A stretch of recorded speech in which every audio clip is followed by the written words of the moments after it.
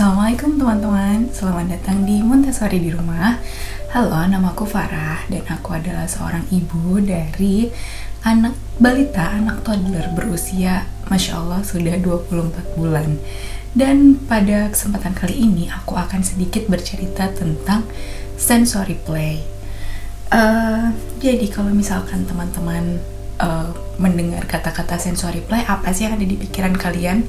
Kebanyakan adalah tentang main beras-berasan yang diwarnain, bermain pasir, bermain biji-bijian yang dipindah-pindah pakai scooping, disendok, ditransferring dari satu wadah ke wadah yang lain dan sebagainya.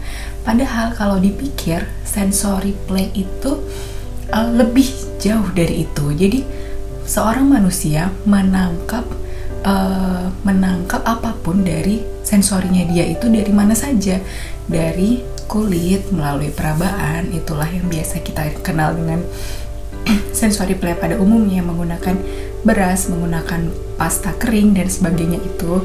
Kemudian juga sensori dari penglihatan, dari mata, pendengaran, dari telinga, penciuman, dari hidung, perasa dari lidah dan sebagainya. Udah, itu aja ya panca indera kita.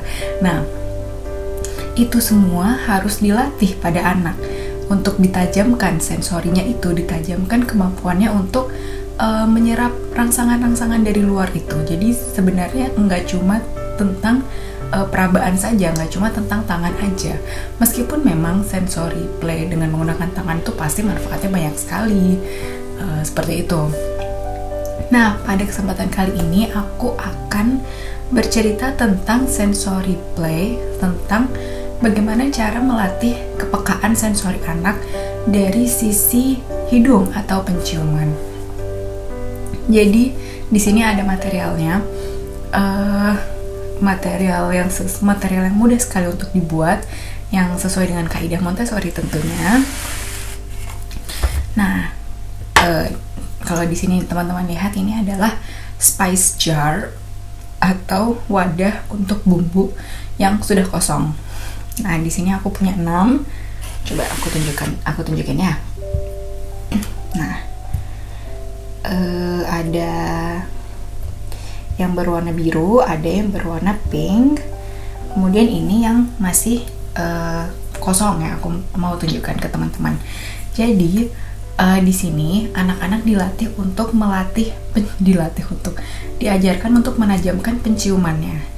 Nah, yang teman-teman bisa lakukan adalah memasukkan sesuatu yang beraroma ke dalam sini. Jadi bisa misalkan dimasukkan bawang putih, dimasukkan kayu manis, dimasukkan apa, misalkan bumbu-bumbu dapur, kan banyak banget aromanya berbeda-beda seperti itu.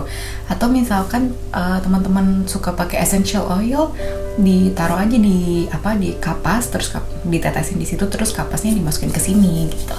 Pastikan itu semua baunya benar-benar berbeda banget, yang sangat kontras baunya. Jadi untuk melatih pertama itu harus yang paling kontras dulu, yang paling beda dulu. Setelah itu nanti baru yang makin subtle seperti itu. Nah, yang harus teman-teman lakukan dengan spice jar yang kosong ini adalah menutup. Karena kita mau melatih benar-benar hanya dari penciumannya saja, maka kita harus menutup sini, luarnya ini, menutup pinggirannya ini supaya anak nggak bisa lihat. Kalau anak nggak bisa lihat, maka dia nggak bisa menggunakan sensori dari visualnya dia. Jadi emang harus dari penciumannya. Nah, seperti ini jadinya, nanti ditutup seperti ini. Kemudian jadikan tampak sama semua.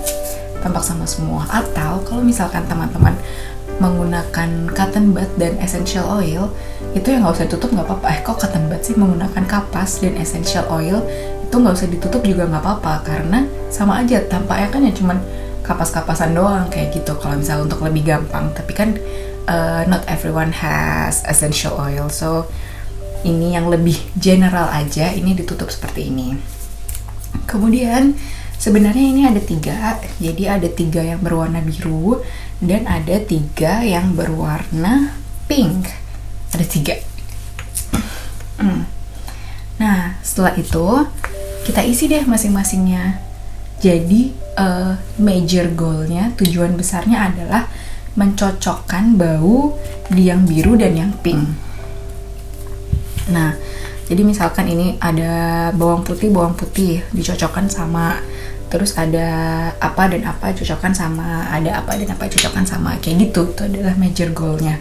Nah, tetapi kita nggak harus, misalkan anaknya masih berumur 2 tahun atau kurang, yang kalau nyocokin gini mungkin terlalu bingung. Jadi kita bisa hanya menggunakan satu jenis saja, jadi nggak usah pakai pasangan ya. Jadi misalkan bawang putih, kayu manis, sama jahe misalkan, 3 warna ini anggap aja ini warna pink ya. Ya udah, ini dulu kita letakkan di sini untuk presentasinya. Nah, kemudian cara mempresentasikannya bagaimana? Ini ditaruh di alas kerja, ini ada alas kerja. Kemudian menggunakan seperti yang video aku sebelumnya adalah pembelajaran 3 periode. Jadi kita perkenalkan dulu. Jadi kita ajarkan ini adalah bau apa, garlic misalkan. Kamu mau mencoba menciumnya, ini adalah bau ini kan udah garlicnya udah kita taruh lagi. Ini adalah bau apa yang kedua, kemudian yang ketiga ini adalah bau apa gitu. Ya udah, ini kemudian setelah sudah periode 1 dan periode 2, ya udah kita hentikan dulu. Jadi perkenalan dulu sekarang. Jadi perkenalan dulu baunya ini kayak gitu. Nah, kemudian setelah sudah kenal anaknya dengan baunya, maka kita kasih satu yang biru. Kasih satu yang biru, misalkan kita isi garlic. Nah, terus kita suruh anak meminta mencium, ini bau apa? Oh, bau garlic. Kemudian dicari deh pasangannya dari yang pink ini, kayak gitu. Jadi bertahap memperkenalkannya. Setelah dia udah mudeng untuk mencari pasangannya, maka kasih deh semuanya, 3-3-nya satu set, jadi ada 6 biji, kayak gitu. Nah, kemudian sama seperti semua material Montessori, yang ideal itu adalah yang ada kontrol kesalahannya. Jadi seorang guru atau orang tua itu nggak perlu ngomong ini nggak cocok, ini nggak sama, kayak gitu. Jadi materialnya sendiri itu akan menunjukkan apakah dia benar atau salah.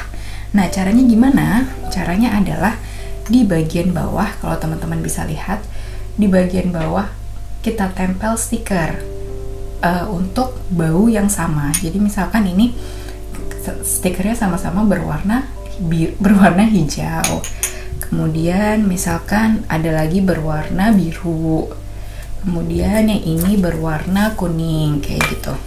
Nah, jadi misalkan ketika sudah dicocokkan, ketika sudah dicium semuanya, lalu kita balik, oh sama kuning dan kuning, berarti cocok. Oh sama hijau dan hijau, berarti cocok. Oh sama biru dan biru, berarti cocok.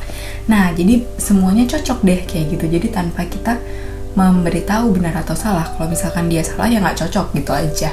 Jadi anaknya akan belajar sendiri dari situ.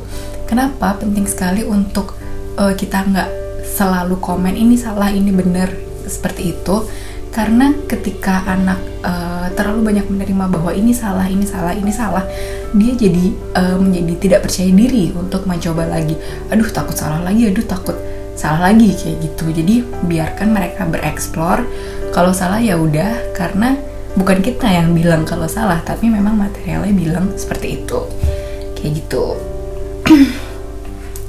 Nah, setelah ini aku juga akan menunjukkan bagaimana cara aku memperkenalkan material ini ke anakku di usianya dia yang 2 tahun 24 bulan, kayak gitu. Jadi kalau nggak salah sih baru yang tahap perkenalan aja, perkenalan baunya dulu, kayak gitu.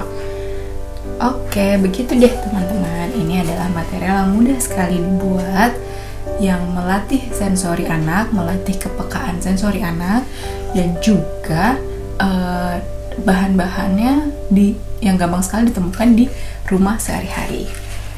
Jangan lupa dicoba untuk anak-anak semua. Oke, sampai jumpa di video-video selanjutnya, insya Allah. Jangan lupa subscribe, jangan lupa turn on notification untuk tahu video-video Montessori di rumah selanjutnya, insya Allah. Bye-bye. Assalamualaikum.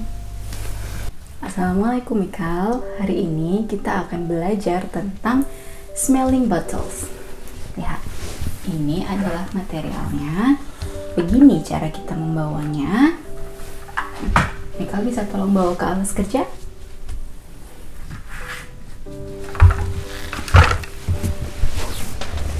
Mikal boleh duduk?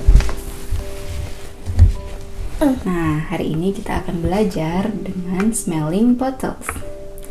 Ibu akan menunjukkan caranya dulu, setelah itu Mikal boleh melakukan setelahnya, oke?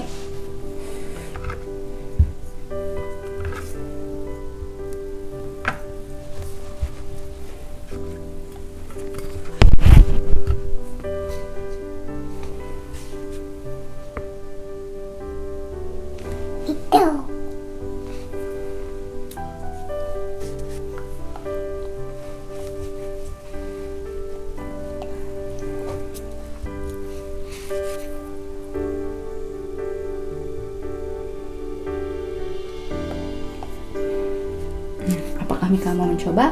Oke, silakan.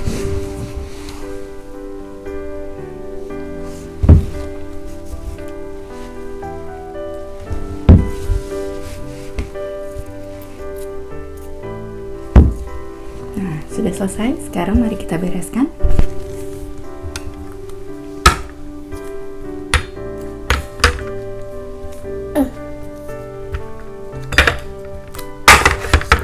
Nah, Mikal, hari ini tadi kita sudah belajar dengan smelling bottles. Material ini akan diletakkan di rak. Nanti Mikal bisa gunakan kapanpun Mikal mau. Sekarang Mikal bisa bantu bereskan?